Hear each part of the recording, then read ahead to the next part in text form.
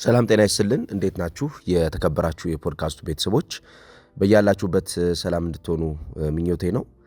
ያው ቅዳሜና እሁድ እንግዲህ በጣም ወሳኝ የሚባሉ የጨዋታ ጊዜያቶች ነበሩ። በተለይ የዓለም ዋንጫ የቅድመ ማጣሪያ ጨዋታዎች በጣም በትኩረት እየተመለከትናቸው እንገኛለን። የአውሮፓ ዞን የማጣሪያ ጨዋታዎች፣ የአፍሪካ ዞን የፕሌይኦፍ ጨዋታዎች እየተከናወኑ ይገኛሉ። ከዛ ውጭም ደግሞ የወዳጅነት የአቋም መለኪያ ጨዋታዎች ቡድኖች በማድረግ ላይ ይገኛሉ። ራሳቸውን ለመፈተሽ ቡድኖቻቸውን ለማየት እየተጠቀሙበት ይገኛሉ። ከዚህ ውስጥ ግን ቡድኖች በዚህ ወቅት የሚጸልዩት ተጫዋቾቻቸው ጉዳት እንዳያስተናግዱ፣ በተለይ ደግሞ ዩቲሊቲ ፕሌየርስ የሚባሉት ጉዳት እንዳያስተናግዱ ይፈልጋሉ። ከነኚህ ተጫዋቾች መካከል የአርሰናሉ የመሃል ተከላካይ የሆነው ጋብሪኤል ማጋሌሽ ከባድ ጉዳት አስተናግዷል። ይሄ ጉዳቱ ተጫዋቹ ምን ያክል ከሜዳ ይርቃል የሚለውን ነገር በግልጽ ባያሳውቅም እስካሁን ድረስ ክለቡም ሆነ የብራዚል ብሔራዊ ቡድን ከሕክምናው ሪፖርት ጋር በተያያዘ አዲስ ነገር አፕዴት ባያደርጉም የሚያመልጡት ጨዋታዎች እንደሚኖሩ ግን ይጠበቃል። የዚህ ተጫዋች መጎዳት ያው በአርሰናል የመከላከል አደረጃጀት ውስጥ ብቻ ሳይሆን ስኩዊዚንግ ደ ፕሌይ እንቅስቃሴውን በመጭመቅ እንቅስቃሴውን አፍኖ በመያዝ በሚኖረው ዓላማ ውስጥ በጣም ትልቁን አስተዋጽኦ የሚወጣ ተጫዋች ነው። ይሄ ተጫዋች እሱ ብቻ ሳይሆን ተጫዋቹ ወደ አርሰናል ከመጣ በኋላ በአርሰናል ሞደርን የተከላካዮች ታሪክ ውስጥ ከፍተኛ ጎል ካስቆጠሩት ዝርዝር ከሚገኙ ተጫዋቾች የመጀመሪያዎቹ 3 ተጫዋቾች ውስጥ አንዱ ነው። 22 ጎሎችን አስቆጥሮ 7 አሲስት ማድረግ የቻለ ተጫዋች ነው ይህ ተጫዋች። ስለዚህ የአርሰናል የጎል ማስቆጠር አንዱ መሳሪያ ነው፣ አንዱ መንገድ ነው ማለት እንችላለን። የዚህ ተጫዋች ጉዳት አርሰናልን መከላከሉ ላይ ብቻ ሳይሆን ማጥቃቱ ላይ የሚቆርጠው ነገር ይኖራል። ግን ይሄ ተጫዋች በምን ሊተካ ይችላል ለሚለው ዘንድሮ አርሰናል ብዙ ስጋቶች ከዚህ በፊት እንደነበሩ ተጫዋቾች በሚጎዱበት ሰዓት የሚኖሩት ቡድን ይሆናል የሚል እምነት የለኝም። ምክንያቱም ተተኪዎች ሊኖሩ ይችላሉ፣ የተሻለ አቅም የሚኖራቸው ተጫዋቾች ይኖራሉ። በእነኚህ ተጫዋቾች ሊጫወት ይችላል። ግን የእነኚህ ተጫዋቾች የእሱን ቦታ መሸፈን ሊከብዳቸው የሚችልባቸው ሁኔታዎች ይኖራሉ። ነገር ግን አርሰናል በዘንድሮ የውድድር ዓመት ከአምናው በተሻለ ከካቻምናው በተሻለ የስኳድ በተለይም ደግሞ የዲፌንሲቭ ስኳድ ዴፕዝ ያለው ቡድን እንደመሆኑ የጋብሪኤል ማጋሌሽ መጎዳት ከባድ የሆነ ክፍተት አይፈጥርበትም የሚሉም አሉ። ግን አጠቃላይ የጋብሪኤል ማጋሌሽ በአርሰናል ቡድን ውስጥ አለመኖር ወይም ደግሞ ጉዳቱ አጠቃላይ የተፈጠረው ነገር ቡድኑን ምን ያክል ሊጎዳው ይችላል የሚለውን ለመመልከት እንሞክራለን። አማራጮችስ ከአርሰናል የመከላከል አደረጃጀት አማራጮች አርሰናሎች የትኛው ሊጠቀሙ ይችላሉ የሚለውንም በግልጽ ለማየት እንሞክራለን። ምክንያቱም እንቅስቃሴ እያደገ ሲመጣ የወሳኝ ተጫዋቾች ሚና እንዳለ የነሱ ሚና እንዳለ ሆኖ በሌሎች ተጫዋቾች ሚናዎች ይተካሉ። ስለዚህ የዚህ ተጫዋች ጉዳት የቡድን እንቅስቃሴ ጉድለት ሊሆን ይችላል። ስለዚህ የዚህ ተጫዋች እንቅስቃሴ በእነማን ሊተካ ይችላል የሚለውን በተወሰነ ዘርዘር አድርጌ ለመመልከት እሞክራለሁ። እናንተም እንግዲህ አብራችሁን ቆይታ እንድታደርጉ ጋብዛችኋለሁ። ሰብስክራይብ እያደረጋችሁ፣ ሼር እያደረጋችሁ፣ ላይክ እያደረጋችሁ ከፖድካስቱ ጋር ቆይታ እንድታደርጉ ከወዲሁ እጠይቃችኋለሁ። ሚኬል አርቴታ ስለዚህ የተከላካይ መስመር ተጫዋች ሲያወራ አብዝቶ የሚያነሳው ነገር የስትራክቸሩ መሪ መሆኑ ነው። በተለይ በመከላከል አደረጃጀት ውስጥ የቡድኖች በጣም ወሳኝ የሚባለው ፓርት የቡድኑን ቅርጽ ይዞ መቆየት መቻል ነው። ተጫዋቾችም ይህ ቅርጽ እንዲቀጥል የማድረግ ኃላፊነት ይኖርባቸዋል። ቅርጹን ማቆየት ለአንድ ቡድን በጣም ወሳኙ የሚባለው ነገር ነው። ይህንን የመከላከል ስትራክቸር ቡድኖች ካቆዩት ለተጋጣሚ እንቅስቃሴ ራሳቸውን የመስጠት እድል አይኖራቸውም ወይም ደግሞ አድቫንቴጅ አይወሰድባቸውም ማለት ነው።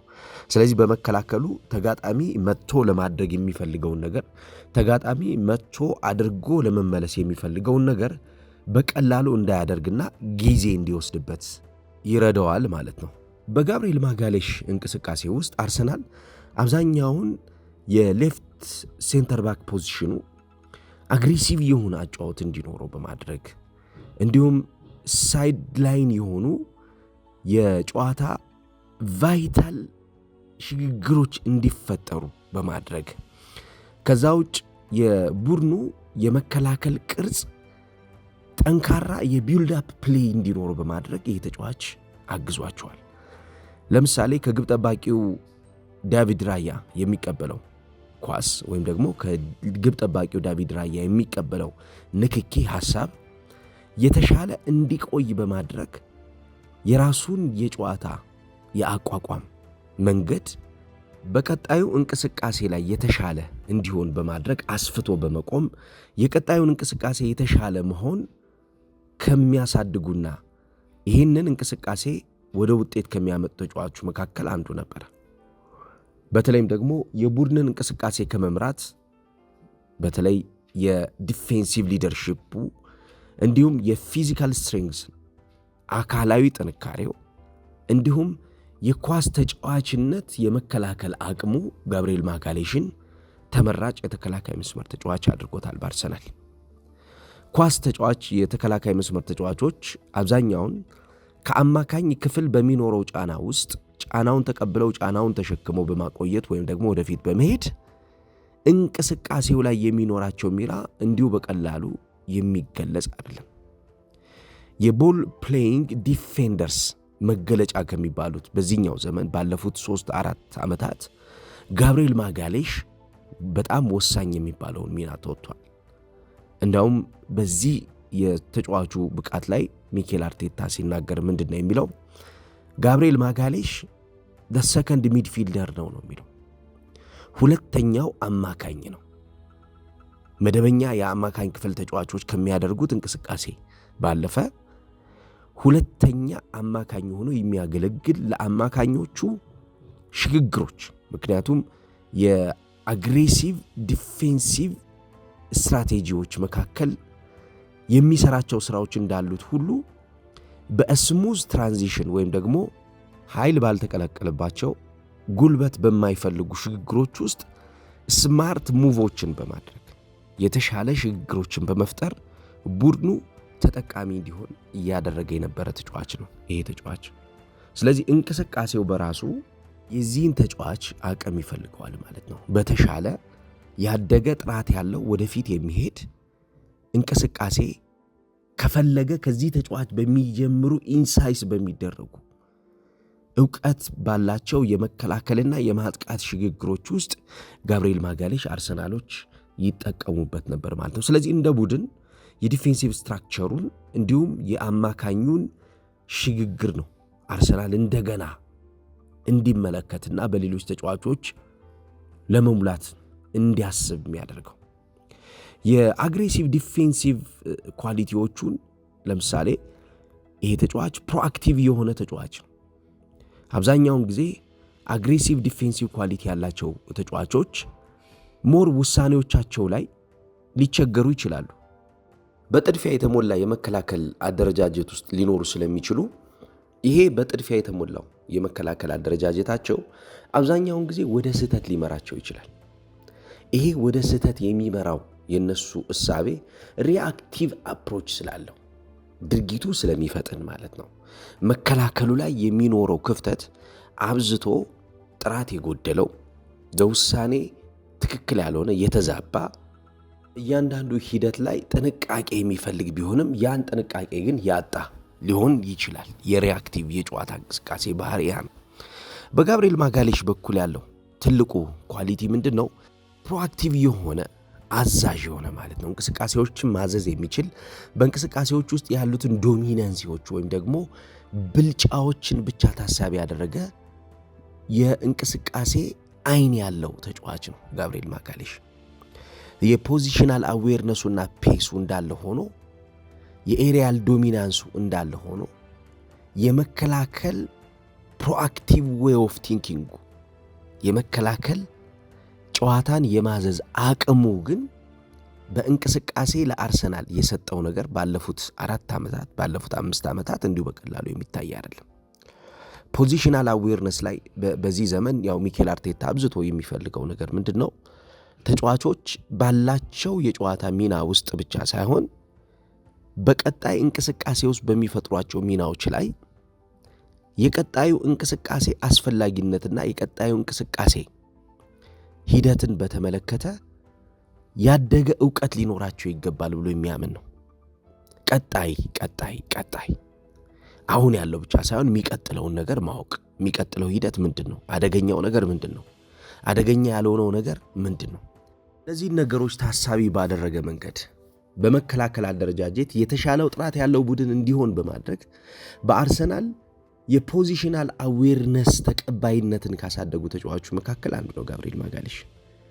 እንግዲህ ብራዚል ከሴኔጋል ጋር በነበራትም ጨዋታ ይሄ ጉዳት ከተሰማ ጊዜ ጀምሮ የአርሰናልን ደጋፊዎች ስጋት የምንመለከተው በአርሰናል ውስጥ የፖዚሽናል አዌርነሱን ፔሱን በተመለከተ እንደዚህ ተጫዋች ስርዓት ባለው መንገድ የሚከውንላቸው ተጫዋች የመኖሩን ሐሳብ በተመለከተ ጥርጣሬ ውስጥ መግባታቸው ነው እንደዚህ ያደረጋቸው። በሂንካፔ እንዲሁም በማስኩዌራ ሊጫወት የሚችልበት እድሉ ይኖራል። በእርግጥ ካለፉት 2 ዓመታት ኤክስፒሪየንስ ከተመለከትነው አርሰናል የሚጠቀማቸው የተከላካይ መስመር ተጫዋቾች ኳሊቲ ካለፉት 24 ወራት ወዲህ ከነበሩት ኳሊቲዎች የተሻለ ያደገ ኳሊቲ ነው የሚጠቀመው። እንቅስቃሴውን በተመለከተ የእንቅስቃሴው አለቃ የሆኑ ተጫዋቾች እንቅስቃሴውን በተመለከተ የእንቅስቃሴው መሪ የሆኑ ተጫዋቾችን መጠቀም ይችላል። ካዘዋወራቸው ተጫዋቾች ፕሮፋይል ሜዳ ላይ ፕሮፋይሉን እንተውና ሜዳ ላይ ካላቸው አፈጻጸም ተነስተን የሜዳ አፈጻጸማቸው የተሻለ ስለሆነ ማለት ነው። ግን እንደዛም ሆኖ ሙሉ የሆነ ነገር ላይ ሰጠው ይችላል። ሙሉ የሆነ መረጋጋት ላይ ሰጠው ይችላል። ምክንያቱም የጋብሪኤል ማጋሌሽ የአግሬሲቭ ዲፌንሲቭ ኳሊቲዎቹ፣ የኤሪያል ዶሚኔንሲው፣ የፖዚሽናል አዌርነስ እና ፔሱ፣ የሃይላይን ኢንተርሴፕሽኖቹ እነዚህ ሁሉ መገልጻቸው የሱ መገለጫ የሆኑ ኳሊቲዎች ናቸው እና በእነዚህ ተጫዋቾች ከዊሊያም ሳሊባ ጋር ከነበረው ጥምረት ከሚሰጠው አገልግሎት አንጻር በሚፈለገው ልክ ይሄ ተጫዋች ይሰጣል ወይ ለሚለው አሁንም ጥርጣሬ እንዳለ ማንሳት ይቻላል። ለምሳሌ በሃይላይን ኢንተርሴፕሽን አርሰናል ፕሬስ በሚያደርግባቸው እንቅስቃሴዎች ውስጥ የአማካኝ ክፍሉን በማገዝ እና ታይሚንግ ያልተሳሳተ ኢንተርሴፕሽንን ደጋግሞ በማድረግና በአማካኙና በተከላካዩ መካከል ያለውን የተጫዋቾችን አቋቋም ስኩዝ በማድረግ በመጭመቅ የአማካኝ ክፍል ተጫዋቾች ወደፊት ሄደው የማጥቃት እድል እንዲኖራቸው በመፍቀድ የዚህ ተጫዋች የሃይላይን ኢንተርሴፕሽን ኳሊቲዎቹ በጣም የሚደነቁ ናቸው።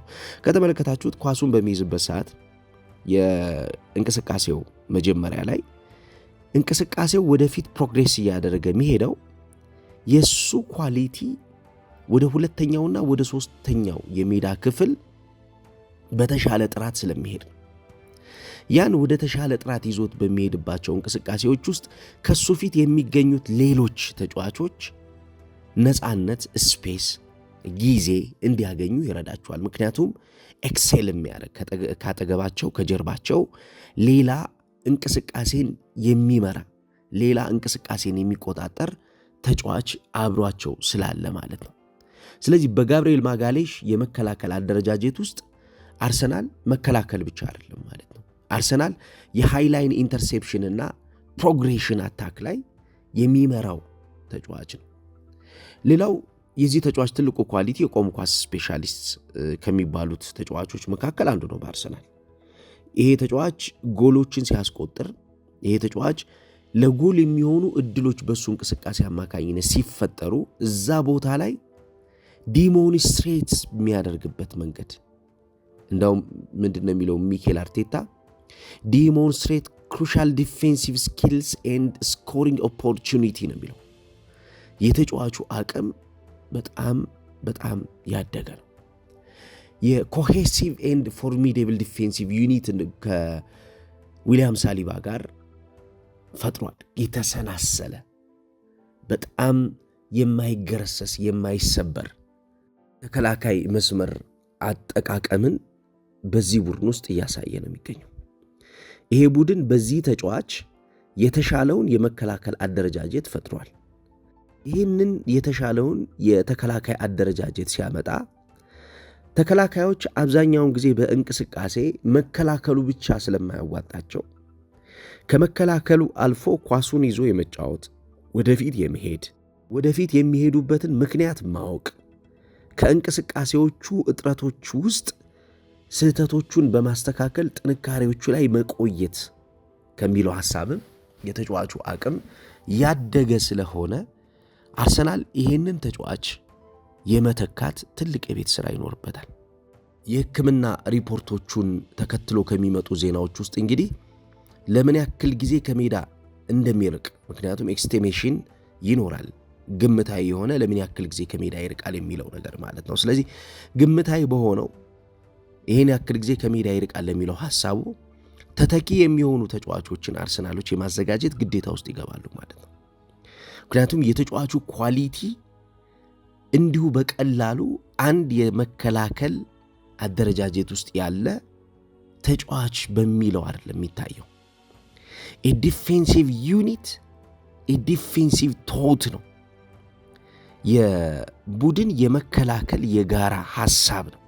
የቡድን የመከላከል የጋራ አቅምን ነው የምታፈርሰው። ጋብሪኤል ማጋሌሽን እዛ ቡድን ውስጥ አወጣው ማለት የማጋሌሽ መውጣት የቡድኑ አጠቃላይ የመከላከል አደረጃጀትን እንደገና አፍርሶ ለመስራት ሚኬል አርቴታ የሚቸገርበት የተጫዋች ጉዳት ይሆናል ማለት ነው። ማጋሌሽ በሴኔጋሉ ጨዋታ እያለቀሰ ሲወጣ ፊል ያደረገው ነገር አለ። ምክንያቱም ያ ጉዳት የአርሰናልን የዘንድሮ የዋንጫ ህልም ጉዞ ላይ ውሃ እንደሚቸልስበት በአርሰናል የዋንጫ ጉዞ ላይ የሆነ መደነቃቀፎች ያመጣል የሚል ስጋት እንዳለው ይታያል። በእርግጥም የሱ ደስተኛ ለመሆን ተጎርቶ ሲወጣ የነበረው ስሜት፣ ተጎርቶ ሲወጣ የነበረው የሱ አለመመቸት ወደ ትክክለኛው እውነት ነው የሚወስደን። ምክንያቱም ይሄ ተጫዋች በጣም ወሳኝ ተጫዋች ስለሆነ ማለት ነው። አንድ ቡድን ቅድም እንዳልኳችሁ እንደ ማጋሌሽ አይነት ተጫዋች ሲያጣ የዲፌንሲቭ ስትራክቸሩ ላይ ወይም ደግሞ አጠቃላይ የቡድን የመከላከል እና ኳስን የመጀመር እንቅስቃሴ ቅርጽ ላይ ጫና ነው የሚያሳድረው። ለምትጀምርበት መንገድ ሁሌም ቢሆን የምትጠነቀቅ አሰልጣኝ ከሆንክ እንደ አርቴታ የጋብሪኤል ማጋሌሽ መጎዳት ያሳስባል። የሚጀምሩበትን መንገድ ሁሌም በስርዓት በጥንቃቄ የሚያደርጉ ቡድኖች የመከላከል አደረጃጀቶቻቸው አብዛኛውን ጊዜ የመከላከል አደረጃጀት ብቻ እንዳልሆነ ስለሚያውቁት ማለት ነው። የመከላከል አደረጃጀቶቻቸው የማጥቃት አደረጃጀቶቻቸው የመጀመሪያ ሐሳብ ነው። the defensive structure is not a defensive structure. a defensive structure is an attacking structure and an attacking ኢንሳይሰሮች ናቸው እነዚህ ተጫዋቾች። ስለዚህ ማጥቃቱን የሚቀሰቅሱ ማጥቃቱን ለመምራት የሚፈልጉ ቡድኖች በነ ማጋሌሽ ባህሪ ውስጥ ያለውን ኳሊቲ ነው ማቆየት የሚፈልጉትና ይሄ የኢንተርናሽናል ጨዋታ ቫይረስ፣ ይሄ የወዳጅነት ያቋም መለኪያ ጨዋታ ቫይረስ ጋብሪኤል ማጋሌሽን እንግዲህ ጎርቶታል። በአርሰናል ቀጣይ በሚኖረው የጨዋታ ስትራክቸር ውስጥ አርሰናል እንዴት እነማንን ሊጠቀም ይችላል የሚለውን የምንመለከት ነው የሚሆነው። በተለይ ደግሞ ከወሳኝ ጨዋታዎች አንጻር ከቀጣይ ከሚጠበቁ የጨዋታ ጫናዎች አንጻር አርሰናል ኖቬምበር 23 እሁድ ከቶትናም ሆትስፐርስ ጋር ጨዋታውን ያደርጋል። ስለዚህ ከቶትናም ሆትስፐርስ ጋር የሚያደርገው ጨዋታ ይጠበቃል። ከባየር ሙኒክ ጋር ጨዋታውን ያደርጋል። ከቼልሲ ጋር ጨዋታውን ያደርጋል። ከብሬንፎርድ፣ ከአስቶን ቪላ፣ እነኚህ በጣም ወሳኝ ጨዋታዎች ናቸውና በጣም ወሳኝ የሚባሉ የጨዋታ ቀናቶች ላይ ነው እንግዲህ ይሄ ተጫዋች በጉዳት ምክንያት በአርሰናል ቡድን ውስጥ የማይኖረው ማለት ነው። ቀጣይ ሂደቶች እንግዲህ ምን አዳዲስ ነገሮች ይኖራሉ የሚለውን ለመመልከትና አዳዲስ መረጃዎችን ወደ እናንተ ለማድረስ ሞክራለሁ። ትልቁ ዜና ግን የጋብርኤል ማጋሌሽ በጉዳት ምክንያት ከሜዳ መውጣቱና ቀጣይ በአርሰናል ቡድን ውስጥ ስለሚኖረው ጫና ምን አዲስ ነገር ይኖራል የሚለው የሚጠበቅበት መሆኑ ነበረ። አብራችሁን ቆይታ ስላደረጋችሁ እጅግ አድርጌ ከልብ አመሰግናለሁ። የፖድካስቱ ቤተሰብ ካልሆናችሁ ቤተሰብ ሆኑ። ሰብስክራይብ እና ሼር እያደረጋችሁ ለሌሎች እንዲደርስ ማጋራታችሁን አትዘንጉ። ጥሩ ቀን ይሁንላችሁ። በሌላ ፕሮዳክሽን እመለሳለሁ።